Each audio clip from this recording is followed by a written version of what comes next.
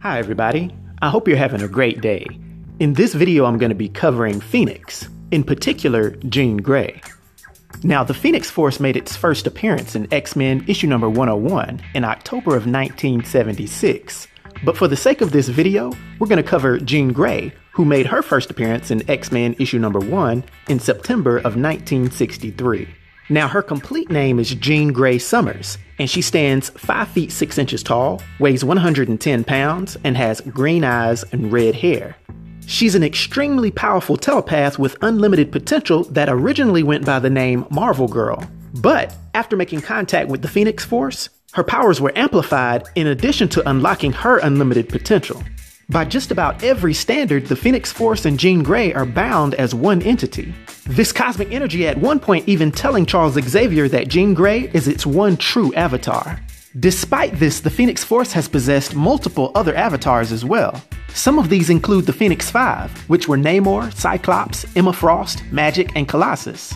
And there were even others, like Rachel Summers, Madeline Pryor, the Stepford Cuckoos, Thanos' son named Thane, and its very first known human host, who was simply known as Lady Phoenix of 1 million BC. All of this being said, there were only 2 to have ever unlocked the complete full potential of the Phoenix Force. These of course being Jean Grey, in addition to Hope Summers, which both achieved the strongest power level, which was known as the White Phoenix of the Crown. In this form, it could be argued that Phoenix is the most powerful being in the Marvel Universe. But of course, that's up to interpretation. Now, Phoenix's power set is astounding. She possesses the unlimited power to create and destroy anything and everything she wants. Her strength, speed, durability, energy projection, and intelligence are completely off the charts. Basically, she possesses limitless cosmic energy, and for all intents and purposes, she's omnipotent. She can control life or death, absorb any type of energy, manipulate all forms of matter and time. She's functionally immortal because if she is injured in some way, shape, or form, the Phoenix Force always resurrects her. And she's shown to be able to warp reality, one time as the White Phoenix of the Crown holding the universe in the palm of her hands. Now, I won't go any farther because you basically get the picture. Now, the backstory of this uniquely special host named Jean is that when she was 10 years old, her best friend, named Amy Richardson, was hit by a vehicle. The despair that Jean felt while she was holding her friend in her arm activated her mutant telepathic powers. This caused her to share Annie's emotions as she died. Naturally, this traumatized Jean, and she suffered from deep depression and was unable to fully control her new telepathic powers. When she was 11, her parents turned to Professor Charles Xavier for help.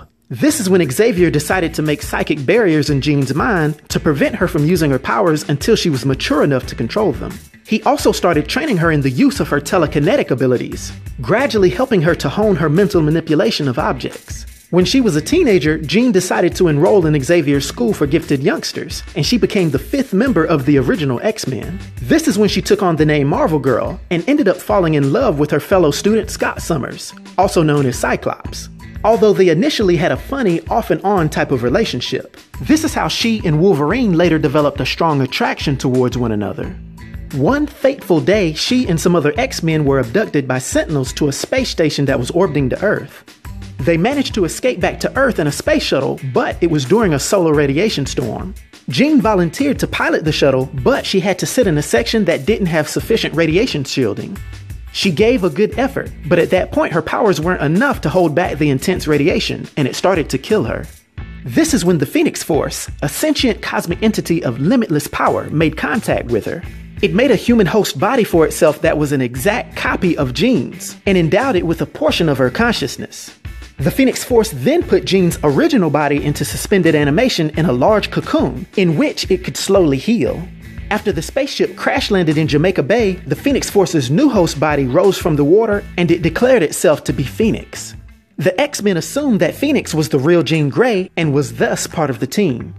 After some time, the X-Men's old enemy named Mastermind began manipulating Phoenix's brain to prove his worthiness to join the inner circle of the Hellfire Club. This tampering ended up awakening the dark side of her personality. Mastermind brainwashed her into becoming the new Black Queen of the Hellfire Club. But he couldn't control her massive power for very long. Phoenix not only turned against him, she completely changed into the insane Dark Phoenix.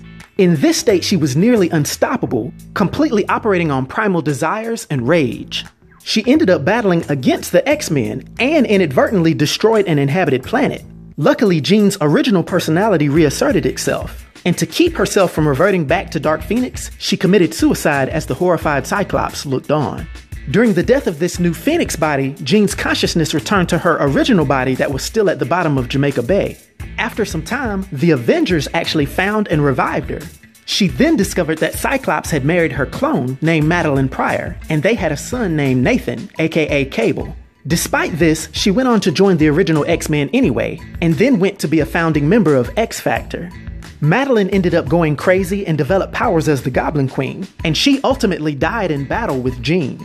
Jean and Cyclops eventually reunited and married, and during their honeymoon, their souls were actually taken into the future as Red and Slim, where they then raised Nathan for 10 years before coming back home. Later, Jean completely assumed the name of Phoenix and tightly linked herself with the Phoenix Force. She and Cyclops gradually drifted apart, and she learned that Scott was having an affair with Emma Frost. Subsequent to this, the first Zorn that was pretending to be Magneto killed her, but of course the Phoenix Force resurrected her again. She then became the White Phoenix of the Crown while in a pocket dimension called the White Hot Room. But considering the Phoenix a universal threat, the Shi'ar forced her from the room by hitting it with an event horizon of a black hole. Jean then set out to gather the fractured pieces of the Phoenix Force, and then set her sights on actually healing the universe. Now, due to her powers and abilities, and her influence on the Marvel Universe, for my 1 to 10 rating, I'll give Phoenix Jean Grey a rating of 10, which is a legendary rating. I hope everyone enjoyed this video. I'll talk to you next time. Be sure to like and subscribe to The New Sage.